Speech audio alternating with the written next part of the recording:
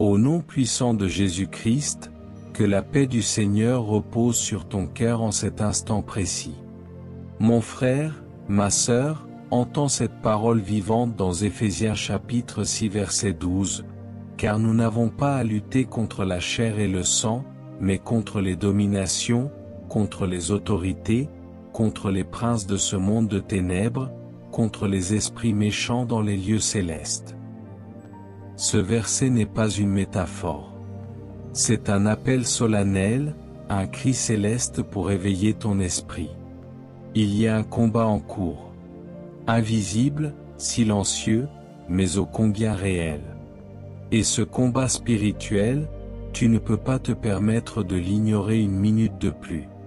As-tu déjà ressenti un blocage sans explication? Une oppression sans cause humaine? Une fatigue spirituelle, émotionnelle ou même physique qui ne part pas avec le repos? Ce n'est pas de le hasard. C'est un champ de bataille invisible qui réclame ta vigilance, ta prière, ton autorité en Christ. Et aujourd'hui, par la grâce de Dieu et sous l'onction du Saint-Esprit, nous allons ensemble dévoiler les stratégies de l'ennemi et restaurer ton autorité divine. Reste jusqu'à la fin, car une prière prophétique et une vérité spirituelle vont être relâchées sur ta vie. Abonne-toi dès maintenant à cette chaîne, Leader du Royaume, si ce n'est pas encore fait, aime cette vidéo si tu sens déjà que ton esprit est interpellé, et commente cette phrase en foi, je refuse d'ignorer le combat que Dieu me révèle. Oui, déclare-le, car la vérité que tu proclames avec ta bouche libère ton âme. Tu es sur le point d'entrer dans une révélation puissante, une lumière spirituelle que beaucoup négligent, mais que tu vas recevoir pleinement. Prépare ton cœur. Le royaume t'appelle à combattre, non par la chair, mais par l'esprit. Depuis les origines, la Bible nous révèle que la vie spirituelle de l'homme est marquée par un conflit invisible mais bien réel. Dans Genèse chapitre 3 verset 15, Dieu lui-même déclare à propos du serpent, « Je mettrai inimitié entre toi et la femme, entre ta postérité et sa postérité. » Ce n'était pas une querelle passagère, mais le lancement d'un combat spirituel éternel entre le royaume de Dieu et les forces des ténèbres. Dès cet instant, l'humanité est entrée dans une guerre où l'enjeu n'est rien de moins que les âmes. Jésus-Christ, notre Seigneur, n'a jamais nié l'existence de ce combat. Au contraire, il l'a exposé avec clarté. Dans Luc chapitre 10 verset 19, il dit, « Voici, je vous ai donné le pouvoir de marcher sur les serpents et les scorpions, et sur toute la puissance de l'ennemi, et rien ne pourra vous nuire. » Il savait que ses disciples feraient face à des puissances spirituelles. Il ne les a pas laissés ignorants ou sans défense. Il leur a donné autorité.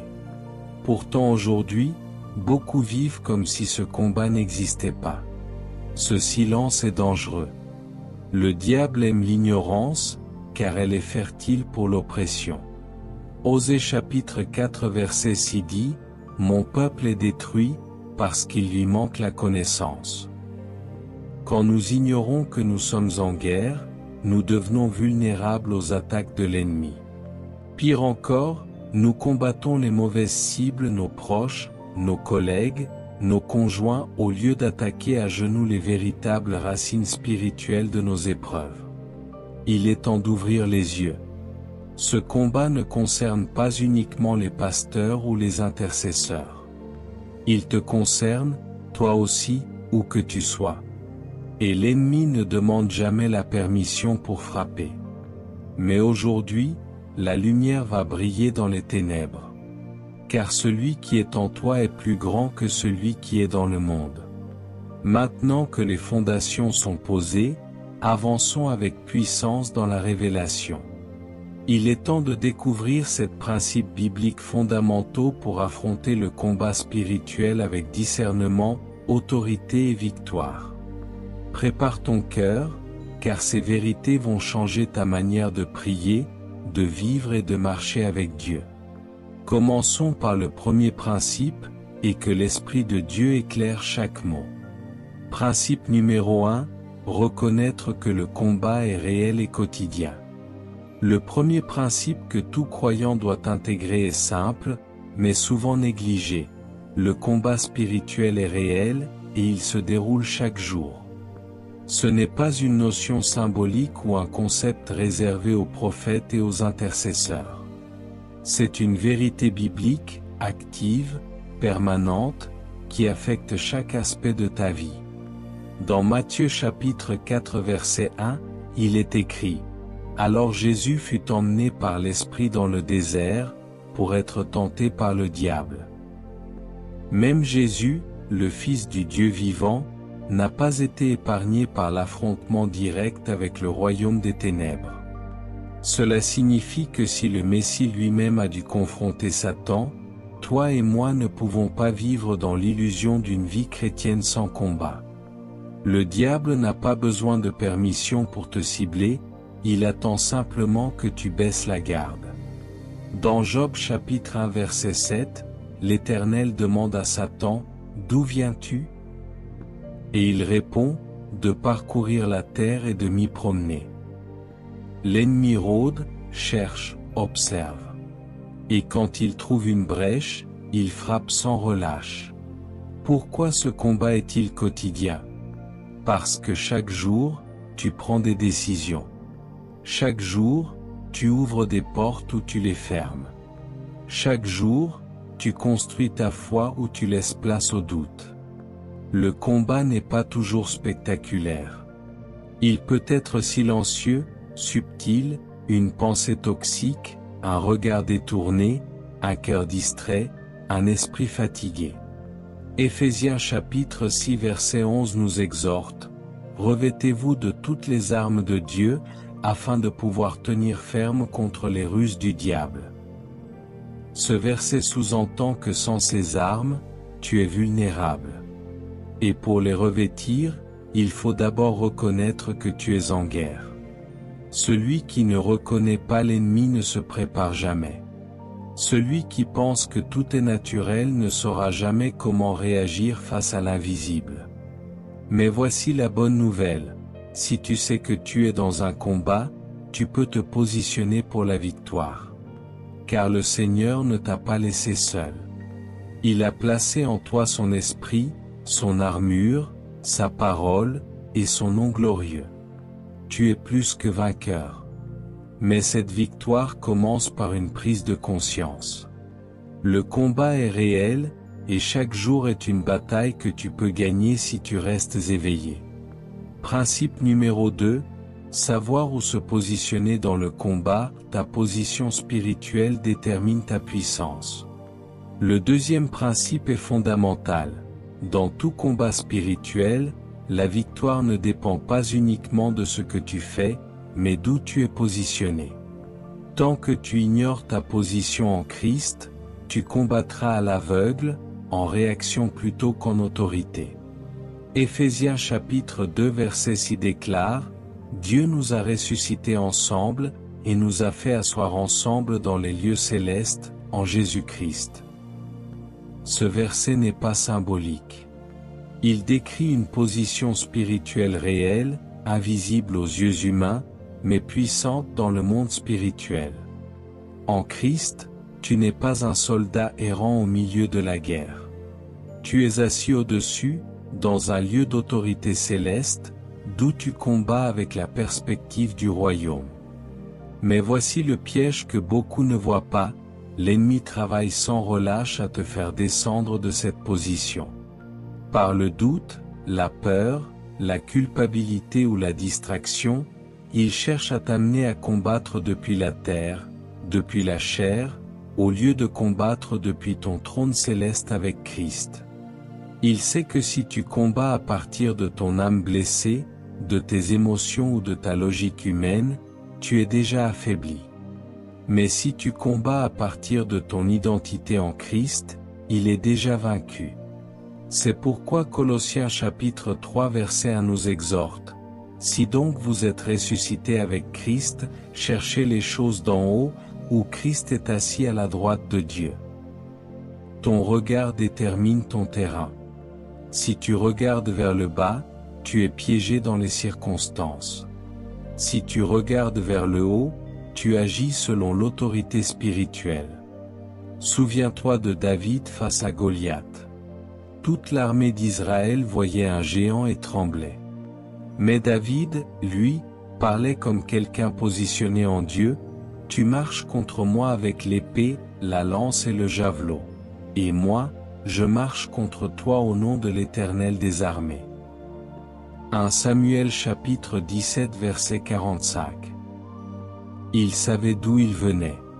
Il savait qui l'envoyait. Et c'est cette conscience de sa position spirituelle qui lui a donné la victoire. Mon frère, ma sœur, ton positionnement spirituel est plus important que ta force physique, ta connaissance ou même ton expérience.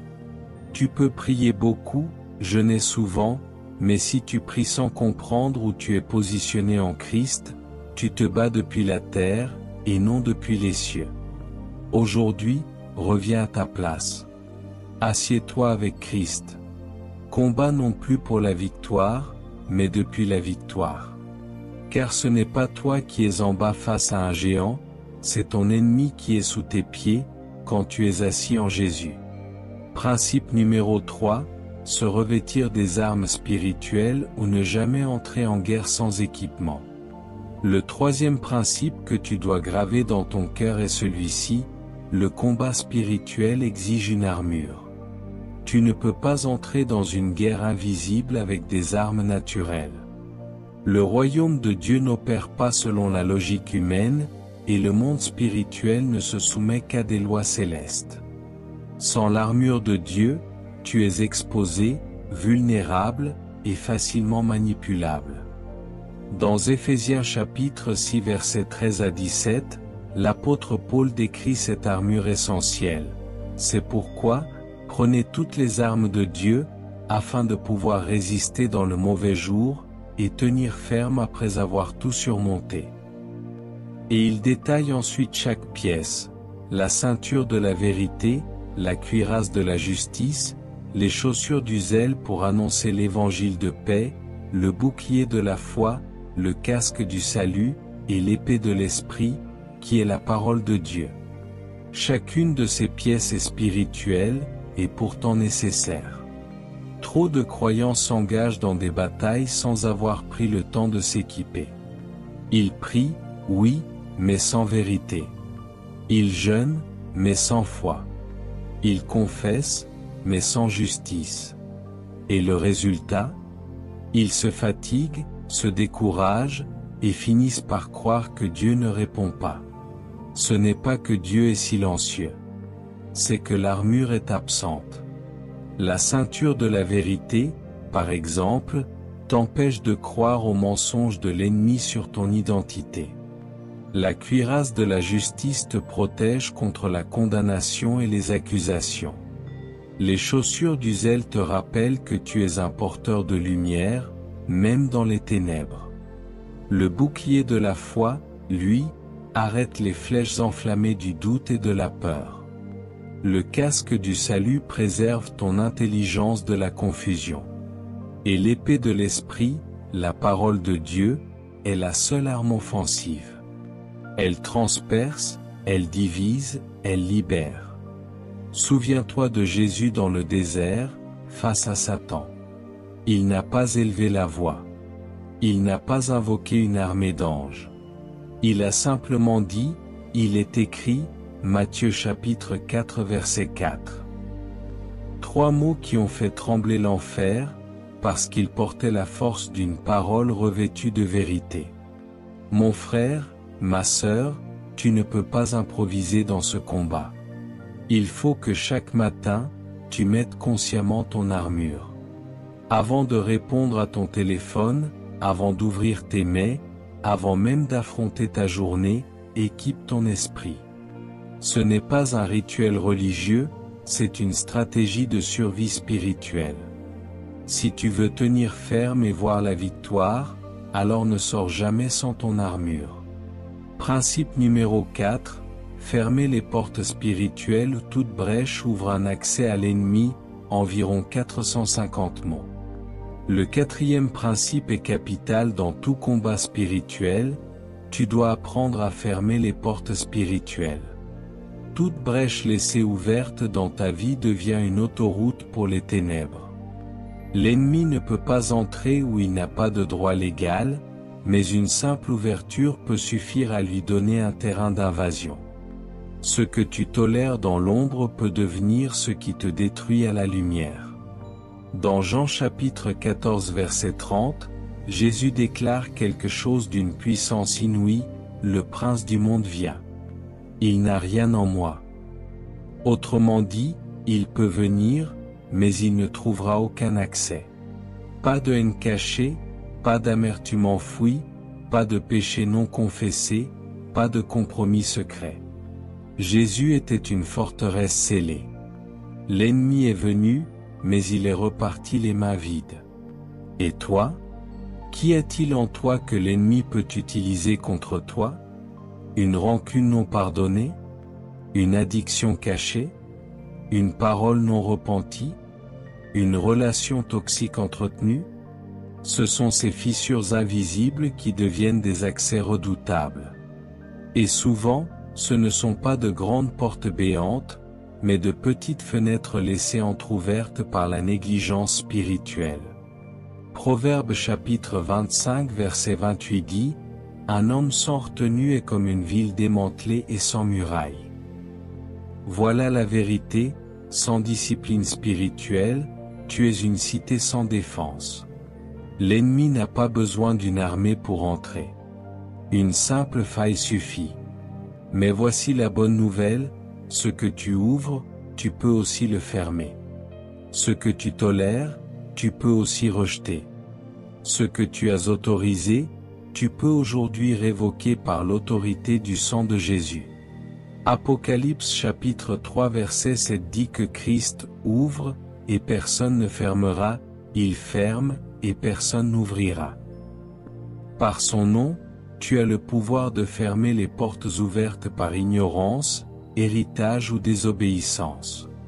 Il ne suffit pas de chasser les démons, il faut aussi changer les serrures. Ce combat ne se gagne pas seulement en criant dans la prière, mais en alignant ta vie à la sainteté. Quand tu refuses le compromis, tu affaiblis l'ennemi. Quand tu te sanctifies, tu crées une atmosphère irrespirable pour les esprits impurs. Alors aujourd'hui, inspecte ta vie comme on inspecte une muraille. Demande à l'Esprit Saint de te montrer chaque porte laissée ouverte. Puis ferme-les une, par la repentance, la vérité et l'obéissance. Car ce que tu refuses d'affronter aujourd'hui, finira par t'enchaîner demain. Principe numéro 5. Combattre par la louange et l'adoration, car la guerre spirituelle se gagne dans la présence de Dieu. Le cinquième principe renverse toute logique humaine. Dans le combat spirituel, ce n'est pas toujours l'épée qu'il faut lever parfois, c'est un chant. Oui, la louange et l'adoration sont des armes redoutables, souvent sous-estimées, mais puissantes pour terrasser les forteresses invisibles. Lorsque tu loues, tu changes l'atmosphère spirituelle autour de toi. Tu passes d'un lieu de plainte à un lieu de victoire. Et surtout, tu invites Dieu lui-même à combattre pour toi. Dans 2 Chroniques chapitre 20 verset 22, alors que Juda était encerclé par une coalition ennemie, Josaphat ne déploya pas des archers en première ligne, mais des chanteurs. Il est écrit, « Au moment où l'on commençait les chants et les louanges, l'Éternel plaça des embuscades contre les fils d'Ammon et de Moab. L'ennemi fut vaincu par le son de la louange. » Ce n'était pas une tactique militaire, c'était une stratégie céleste. Pourquoi? Parce que la louange détruit l'orgueil de l'ennemi. Elle proclame que Dieu est souverain, même au milieu du chaos.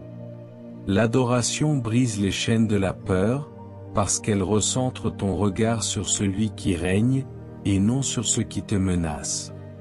Dans Actes chapitre 16 versets 25 à 26, Paul et Silas, enchaînés en prison, se mirent à chanter.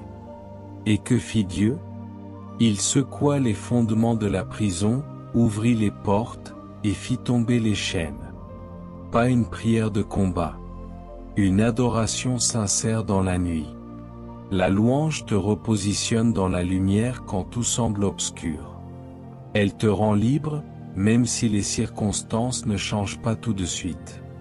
Et surtout, elle rend fou l'ennemi. Car quand il voit un enfant de Dieu qui loue au lieu de se plaindre, qui chante au lieu de murmurer, il est désarmé. Il sait qu'il a perdu. Psaume chapitre 22 verset 4 nous dit que Dieu siège au milieu des louanges de son peuple. Autrement dit, quand tu loues, Dieu s'installe. Et quand Dieu s'installe, les ténèbres fuient. Il n'est pas besoin de hurler à l'ennemi, sa défaite est automatique devant la présence du roi. Alors mon frère, ma sœur, change ton champ de bataille. Ne combats pas seulement avec des mots. Lève une louange. Adore. Même dans les larmes, même dans la douleur. Car dans cette adoration, ton ennemi chancelle, et Dieu élève son trône. Et si cette parole touche ton cœur, commente maintenant avec foi, ma louange est une arme que l'ennemi ne peut pas arrêter. Que cette déclaration soit ton cri de victoire spirituelle aujourd'hui. Principe numéro 6, pratiquer la prière stratégique, le ciel ne bouge pas avec des prières vagues. Le 6e principe est un secret que beaucoup de croyants ignorent, le combat spirituel exige une prière stratégique.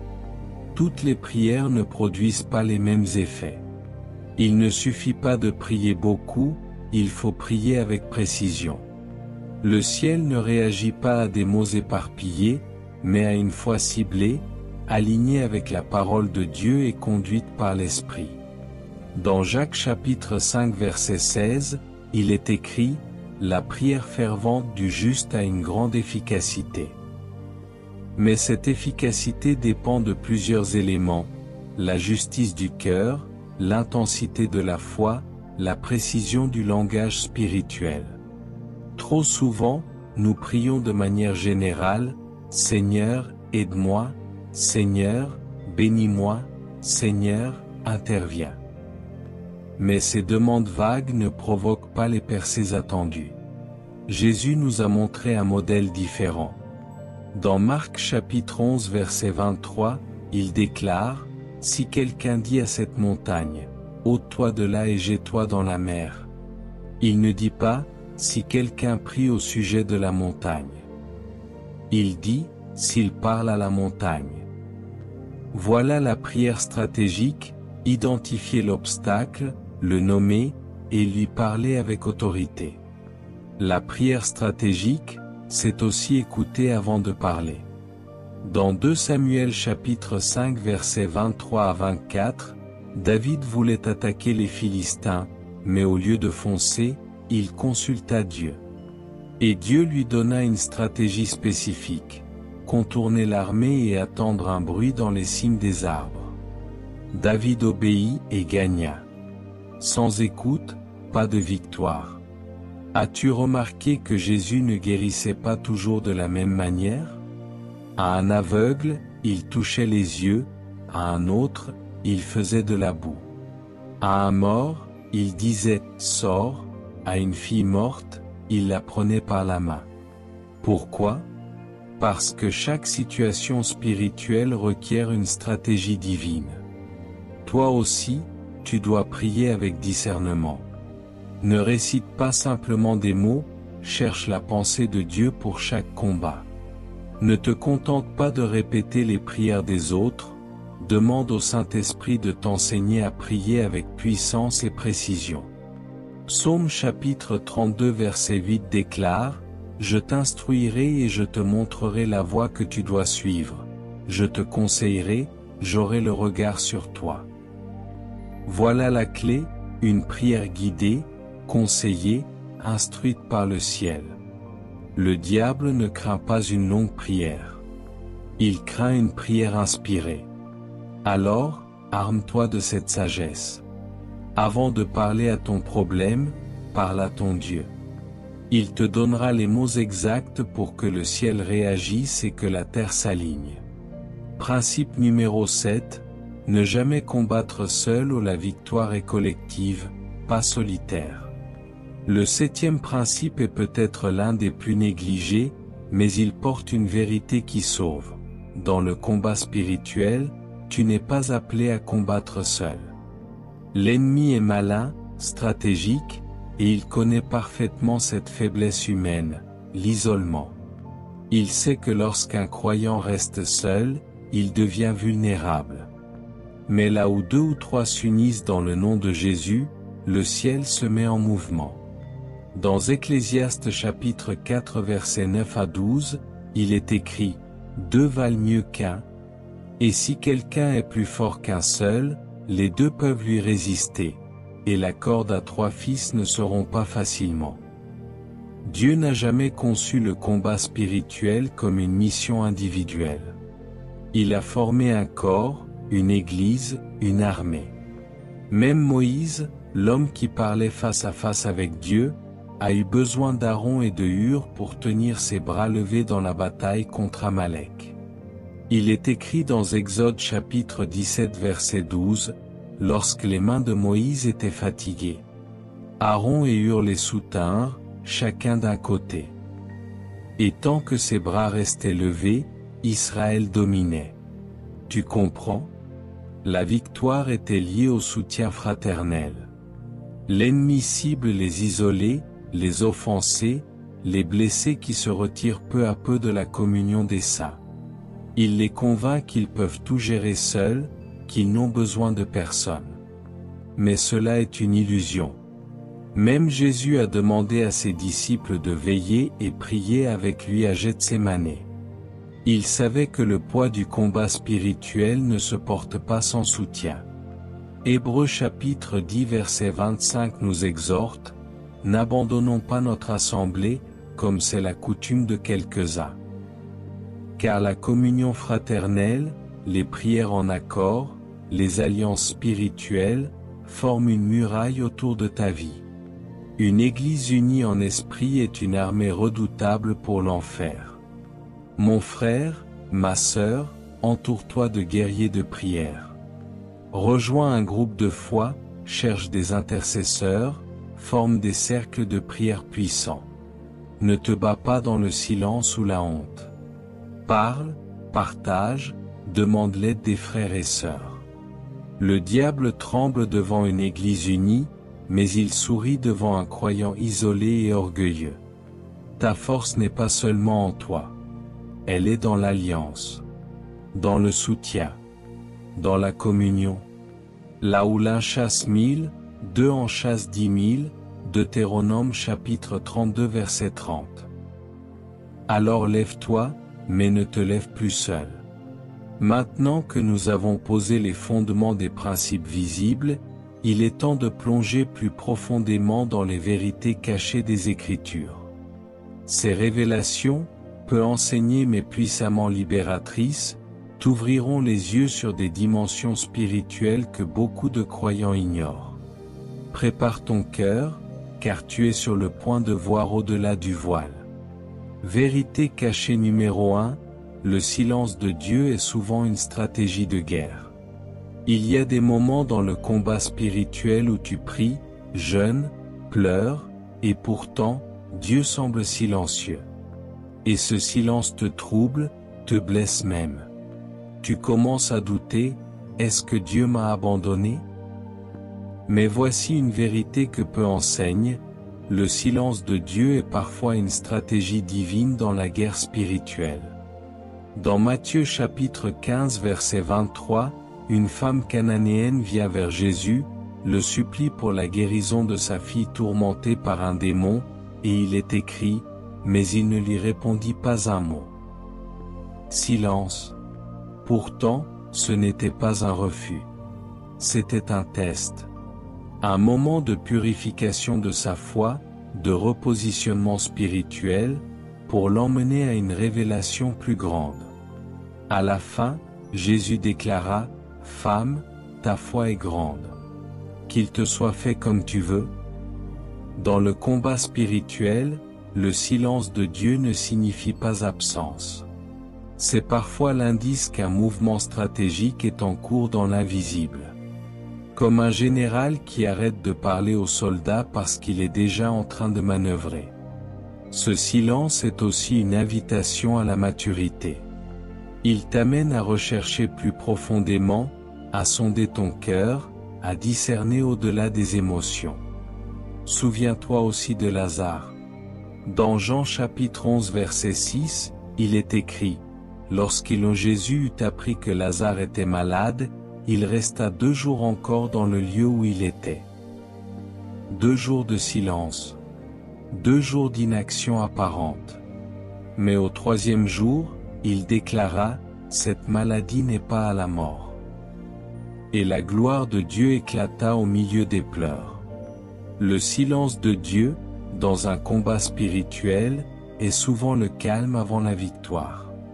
Il est le moment où Dieu laisse l'ennemi croire qu'il a le dessus, pour ensuite renverser totalement la situation. Dans le livre d'Esther, Dieu ne parle jamais. Aucun miracle spectaculaire. Mais dans le silence, un complot est déjoué, une nation est sauvée, et le plan de Dieu s'accomplit parfaitement. Alors, si tu traverses une saison de silence, ne panique pas. Tiens-toi ferme. Continue de prier. Continue de jeûner. Continue de louer. Car souvent, quand Dieu se tait, c'est qu'il agit à un niveau que tu ne vois pas encore. Vérité cachée numéro 2, ce n'est pas toi que l'ennemi attaque, mais ce que tu portes. L'une des plus grandes illusions du combat spirituel est de croire que les attaques sont personnelles. Tu te dis, pourquoi moi? Pourquoi maintenant? Mais la vérité est celle-ci, ce n'est pas toi que l'ennemi vise. C'est la semence divine que tu portes. Regarde Joseph. Dans Genèse chapitre 37 verset 5, il reçoit un rêve. Et immédiatement, les hostilités commencent. Ses frères le détestent, le trahissent, le vendent. Il finit en prison. Pourquoi tant d'attaques? Pas à cause de son caractère. Pas à cause de ses fautes. Mais à cause de ce que Dieu avait déposé en lui.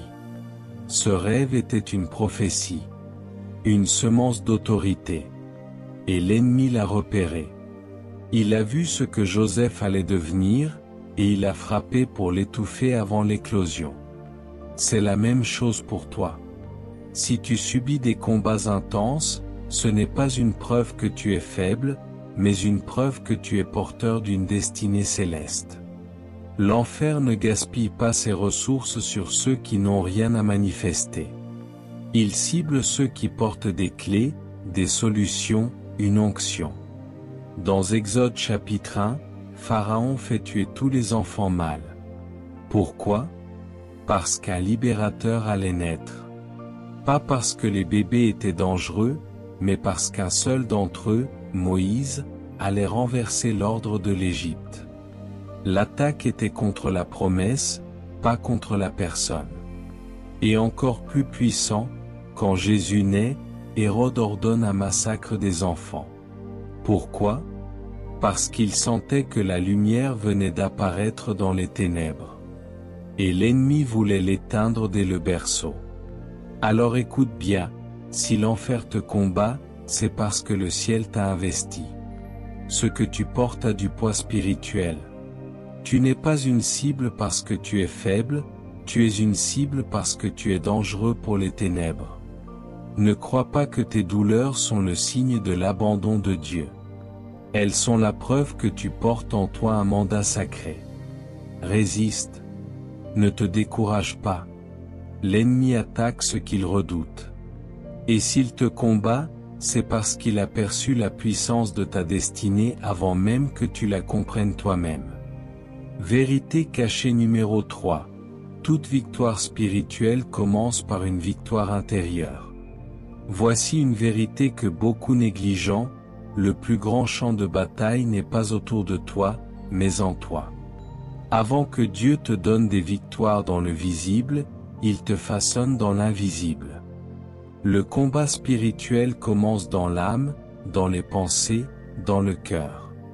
Proverbe chapitre 23 verset 7 déclare, « Tel est l'homme dans son cœur, tel il est. » Tu peux avoir une armure, tu peux avoir des versets, tu peux même avoir une église solide. Mais si à l'intérieur de toi, tu es vaincu, accablé, rempli de peur, alors l'ennemi a déjà gagné du terrain. Jésus disait dans Matthieu chapitre 12 verset 34, « C'est de l'abondance du cœur que la bouche parle. » Ce qui coule de toi dans les moments de pression révèle la qualité de ta victoire intérieure. Lorsque la tempête gronde, est-ce la foi qui sort? Ou la peur? La louange? Ou le murmure? David, avant de vaincre Goliath, a vaincu le rejet de ses frères, la peur du roi Saul, et le doute de l'armée. Sa première victoire n'était pas contre le géant, mais contre tous ceux qui voulaient l'empêcher d'y croire.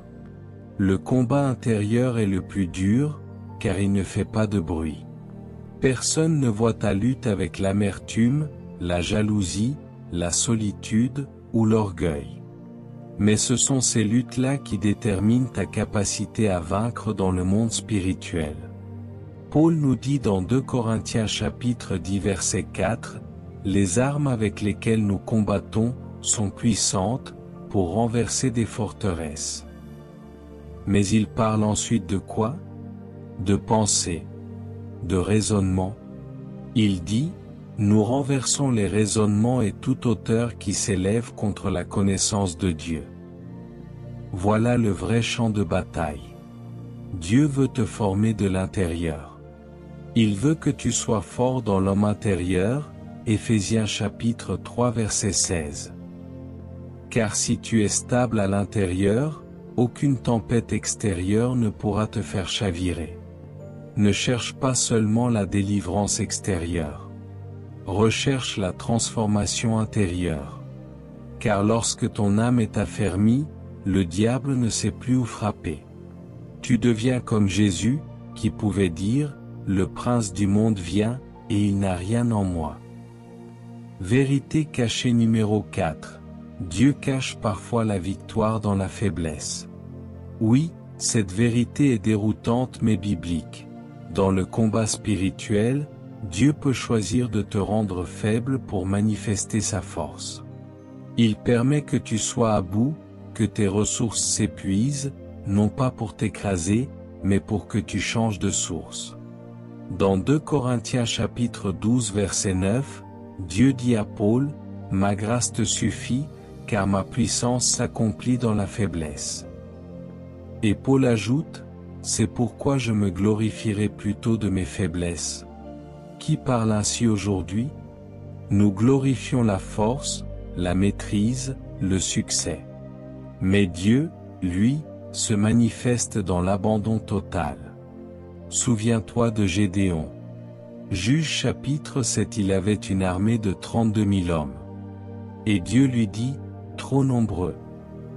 Il réduit à 10 000. Puis à 300. Pourquoi? Parce que Dieu voulait que la victoire ne vienne pas de la stratégie humaine, mais de l'obéissance surnaturelle. Dieu sait que la chair aime se glorifier. Il sait que ton cœur peut vite attribuer à tes efforts ce qui vient de sa main. Alors parfois, il retire les béquilles. Il laisse tomber les soutiens. Il t'amène au désert. Non pour te détruire, mais pour briser la dépendance à toi-même. C'est dans ta faiblesse que se cache une force que l'ennemi ne comprend pas. Une force qui ne repose pas sur toi, mais sur Dieu. Et cette force, l'enfer ne peut pas la stopper, car elle ne dépend pas de tes capacités. Quand tu es faible, mais que tu continues de prier, tu es dangereux. Quand tu pleures, mais que tu lèves les mains, tu es une menace. Quand tu n'as plus rien, mais que tu dis encore, tu es fidèle, Seigneur, tu es invincible. Car là, Dieu combat pour toi. Vérité cachée numéro 5, l'obéissance radicale est une arme invisible. Il y a une arme que le diable ne peut pas contrer, l'obéissance. Pas l'obéissance religieuse ou forcée, mais l'obéissance radicale, immédiate, joyeuse. Cette obéissance est une épée tranchante dans le monde spirituel. Dans 1 Samuel chapitre 15 verset 22, le prophète Samuel dit à Saül, « L'obéissance vaut mieux que les sacrifices. » Pourquoi? Parce que Dieu agit là où l'homme obéit. Abraham est un exemple parfait. Genèse chapitre 22. Dieu lui dit, « Offre-moi ton fils. » Il obéit sans discuter. Et dans sa montée, il détruit une forteresse spirituelle, celle de l'idolâtrie familiale. Et que dit Dieu ensuite? « Maintenant je sais que tu me crains, et je te bénirai. » L'obéissance a libéré une bénédiction générationnelle. Quand tu obéis sans tout comprendre, tu ouvres les cieux. L'obéissance est la preuve que tu fais confiance à Dieu plus qu'à ta raison. Et dans le combat spirituel, elle est un raccourci vers la victoire. Pierre a péché toute la nuit sans rien. Mais à la parole de Jésus, il obéit, « Sur ta parole, je jetterai le filet » Luc chapitre 5 verset 5. Et la pêche fut miraculeuse. Il ne s'agissait pas de poissons. Il s'agissait de foi, d'obéissance, de confiance. Plus tu obéis, plus le ciel te soutient. Moins tu discutes, plus l'onction coule. L'ennemi peut imiter beaucoup de choses, mais il ne peut pas imiter un cœur obéissant. Il ne peut pas manipuler une âme soumise. Alors commente cette vérité, mon obéissance attire la victoire.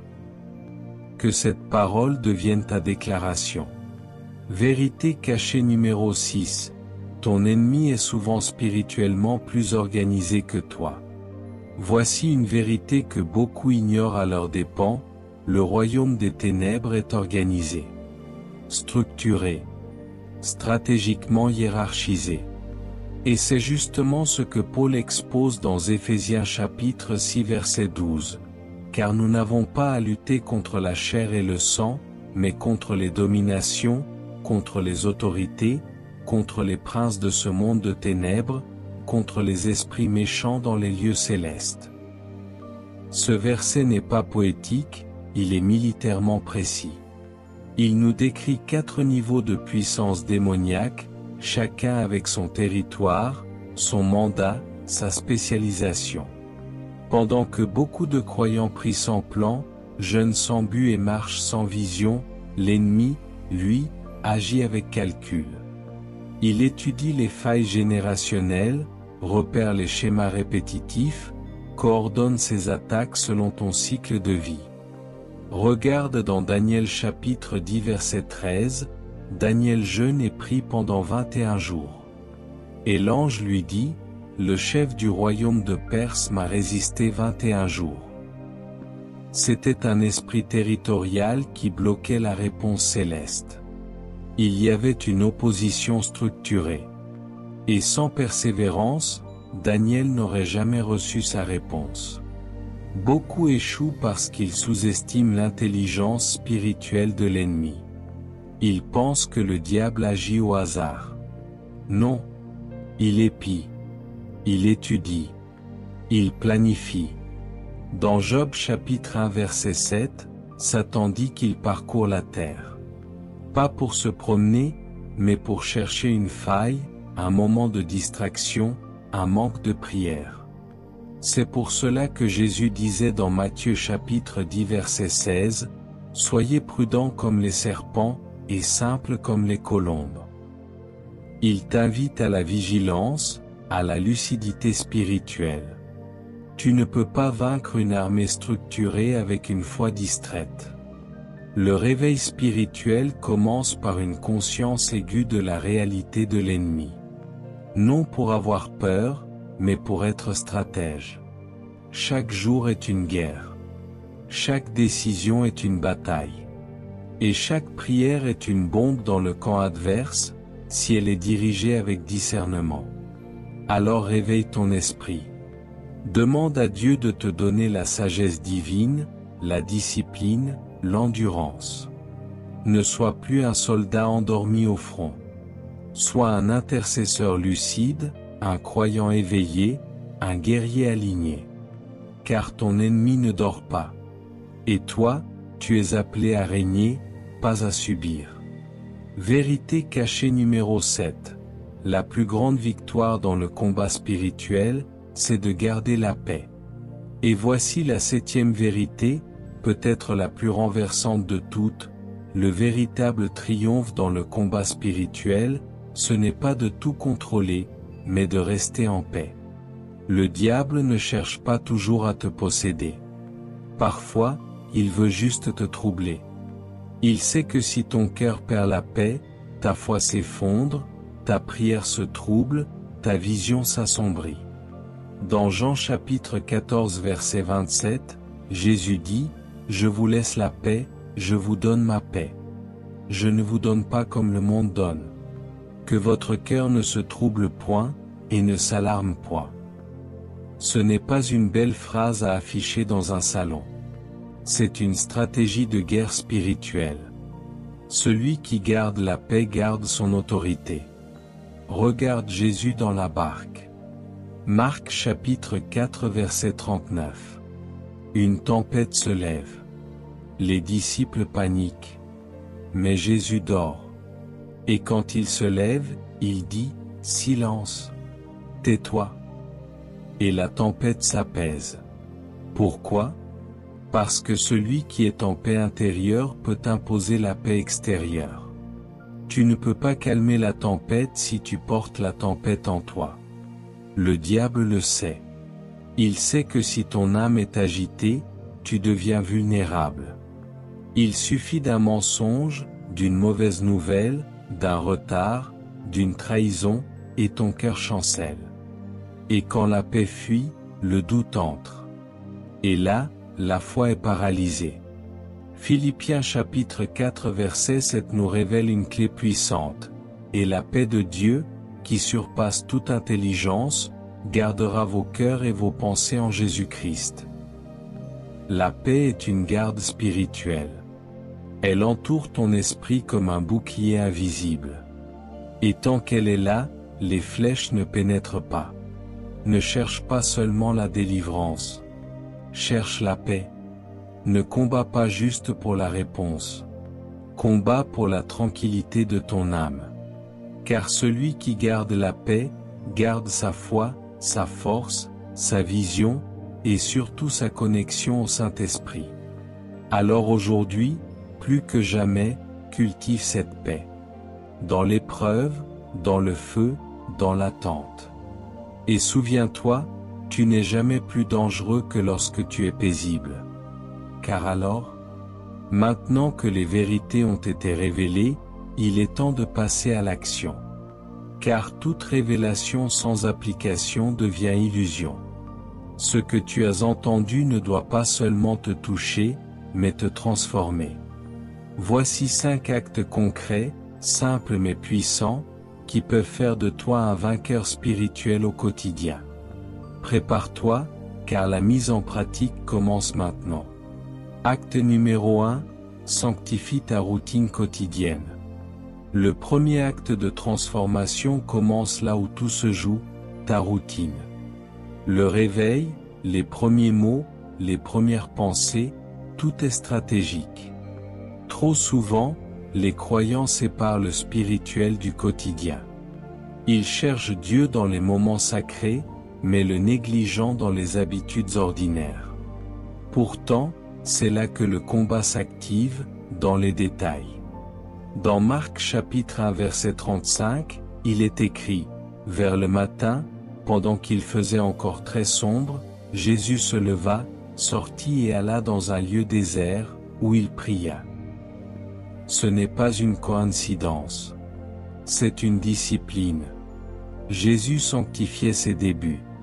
Avant que la foule n'arrive, avant que les malades ne l'assaillent, il établissait la priorité du ciel.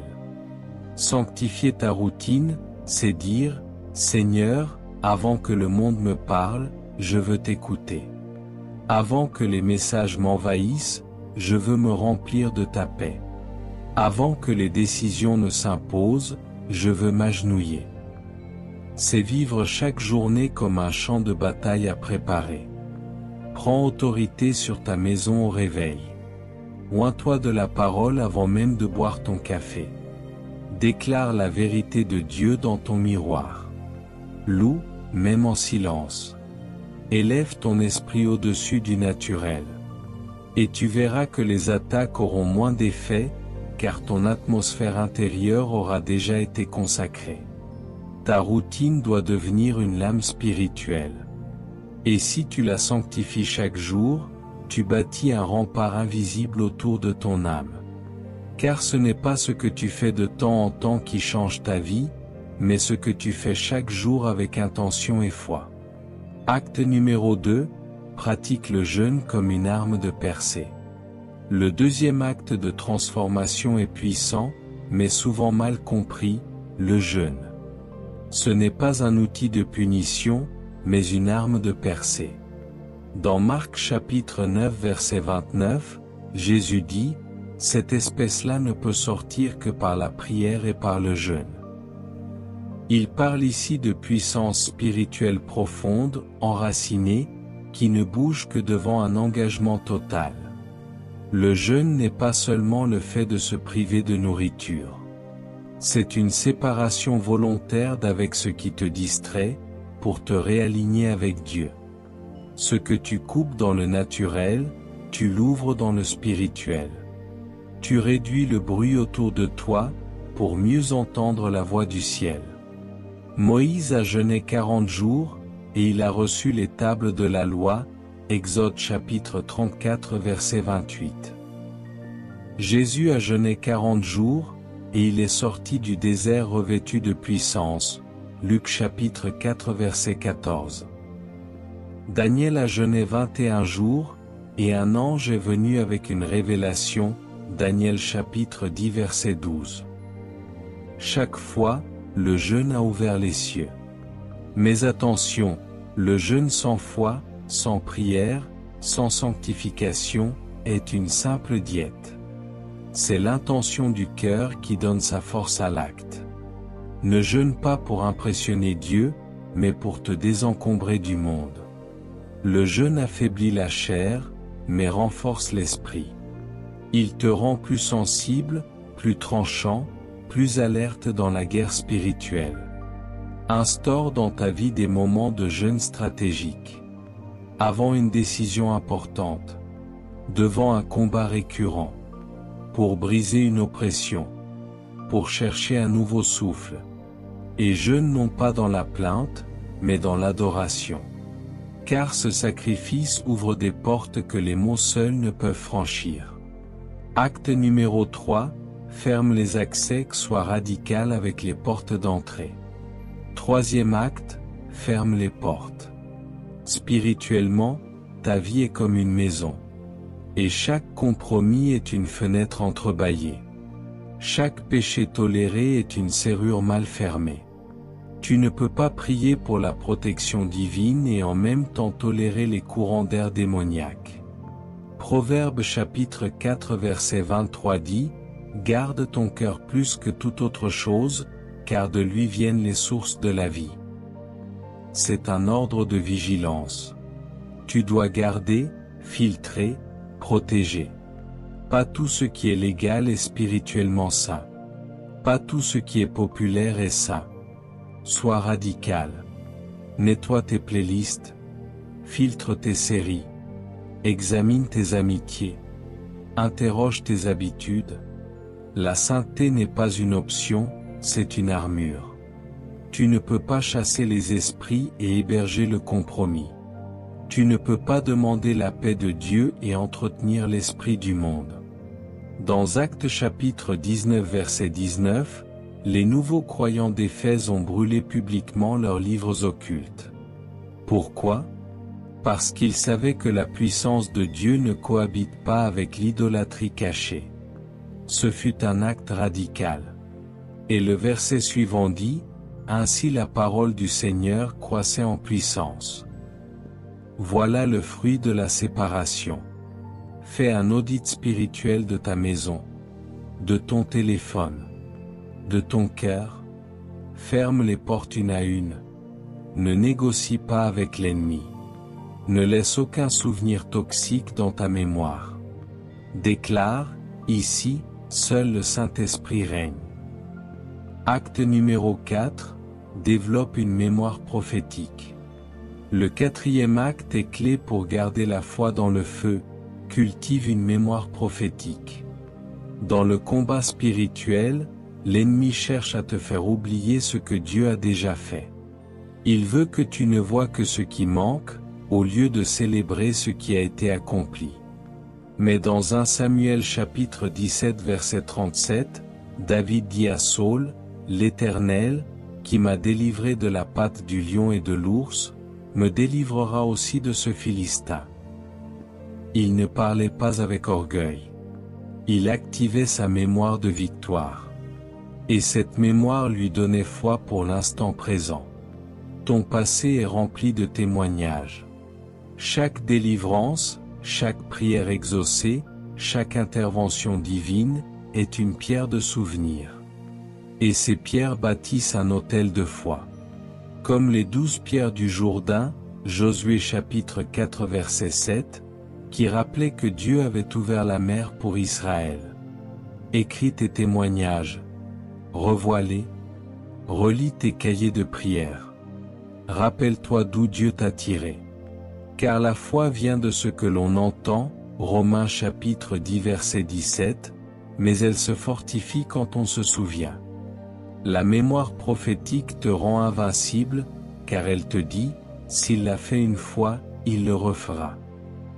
Et elle réduit au silence le mensonge de l'ennemi. Elle ancre ton âme dans l'espérance. Elle fait taire la peur, car elle proclame, Dieu est fidèle, et il ne change pas. Acte numéro 5, construis un autel de prière chez toi. Cinquième acte, décisif, élève un autel de prière dans ta maison. Pas un meuble, mais un lieu sacré. Un moment fixe. Un espace spirituel où tu rencontres Dieu chaque jour. L'autel est un rendez-vous entre le ciel et la terre. Là où tu verses ton âme. Là où tu fortifies ton esprit. Dans Genèse chapitre 28 verset 18, Jacob se réveille d'un songe, prend une pierre et l'érige comme autel.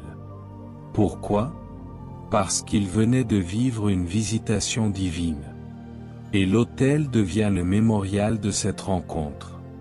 Ce n'est pas un objet religieux, c'est une porte ouverte vers le royaume. Ta maison doit être marquée par un espace où Dieu est honoré. Un lieu où les enfants apprennent à prier. Où tu peux pleurer, chanter, méditer, intercéder. Cet autel devient une zone de puissance. Un territoire que l'ennemi ne peut pas pénétrer. Il devient un feu allumé dans l'invisible. N'attends pas d'être à l'église. Tu es le temple du Saint-Esprit. Transforme ton salon, ta chambre, ton coin secret, en sanctuaire personnel. Et quand tu seras fidèle dans ce lieu, tu verras que le ciel s'ouvrira au milieu de ton quotidien. Et commente maintenant avec foi, ma maison devient un autel vivant pour Dieu. Mon frère, ma sœur, aujourd'hui tu n'as pas simplement écouté une vidéo. Tu as été exposé à une révélation divine. Ce combat spirituel que tu vivais sans toujours comprendre, ce silence de Dieu qui t'oppressait, ces attaques répétées, ces douleurs invisibles, tout cela a un sens. Tu n'es pas une victime. Tu es un soldat du royaume. Un porteur de gloire. Une lumière dans l'obscurité. Nous avons vu que le combat est réel, quotidien, mais déjà gagné par le sang de l'agneau. Tu as appris les 7 principes pour tenir ferme, et les 7 vérités cachées pour discerner les ruses de l'ennemi. Tu as reçu 5 actes de transformation, concret et puissant. Et tu as entendu l'histoire du veilleur Eliane, qui nous rappelle que notre vigilance détermine notre victoire. Alors maintenant, ne retourne pas à la passivité. Rallume le feu. Renforce ton autel. Sanctifie ta vie. Ferme les brèches. Car l'ennemi n'a pas le dernier mot. Christ règne. Et tu régneras avec lui, si tu tiens bon. Père céleste, Roi de gloire, Dieu des armées, nous venons devant toi avec crainte et tremblement, mais aussi avec confiance et adoration. Nous reconnaissons aujourd'hui que notre vie n'est pas un hasard, qu'elle est un champ de bataille, mais aussi une scène de ta gloire. Merci de nous avoir ouvert les yeux, d'avoir déchiré le voile de l'ignorance. Merci pour la révélation, la vérité, la lumière. Seigneur, nous confessons que nous avons parfois négligé la guerre spirituelle. Nous avons combattu les mauvaises personnes. Nous avons dormi au lieu de veiller. Nous avons toléré ce que nous aurions dû rejeter. Mais aujourd'hui, nous nous relevons. Par ta grâce, nous reprenons notre position. Nous déclarons que nous sommes assis avec Christ dans les lieux célestes. Nous ne sommes pas des mendiants spirituels, mais des ambassadeurs du royaume. Éternel, équipe-nous de ton armure complète. Ceins nos reins de la vérité. Couvre nos cœurs de la justice. Affermis nos pas dans l'évangile de paix. Donne-nous le bouclier de la foi, le casque du salut, et l'épée de l'esprit. Que chaque jour, nous soyons des guerriers invisibles, mais puissants dans la prière. Brise en nous toute passivité. Déracine toute peur. Délivre-nous de la distraction. Et ouvre nos oreilles spirituelles pour entendre ton instruction. Que nous soyons comme les fils d'Issachar, qui savaient discerner les temps, une Chronique chapitre 12 verset 32. Que nous soyons comme les sentinelles sur la muraille, qui ne se tairont jamais. Seigneur, nous remettons entre tes mains chaque brèche ouverte. Viens poser tes pierres vivantes là où nous avons baissé la garde. Viens sanctifier nos maisons. Consacre nos autels. Déploie tes anges autour de nous. Et fais de nos cœurs des tabernacles de feu. Que notre prière ne soit plus un rituel, mais une arme vivante. Père, nous prions pour toutes les âmes blessées, fatiguées, tentées d'abandonner. Relève-les maintenant. Ranime la flamme dans leur cœur. Ranime le zèle, la soif, la vigilance. Et donne-leur une paix qui surpasse toute intelligence. Une paix qui ne dépend pas des circonstances, mais de ta présence. Nous refusons les chaînes de l'ennemi. Nous renversons les forteresses de mensonges. Nous détruisons les raisonnements toxiques. Nous déclarons que notre maison est un autel. Que notre cœur est une tour de guet. Que notre esprit est une flèche aiguisée dans la main du Très-Haut. Et enfin, nous proclamons avec autorité, aucune arme forgée contre nous ne prospérera, Ésaïe chapitre 54 verset 17. Nous sommes sous la protection du sang de Jésus. Nous sommes les enfants de la lumière.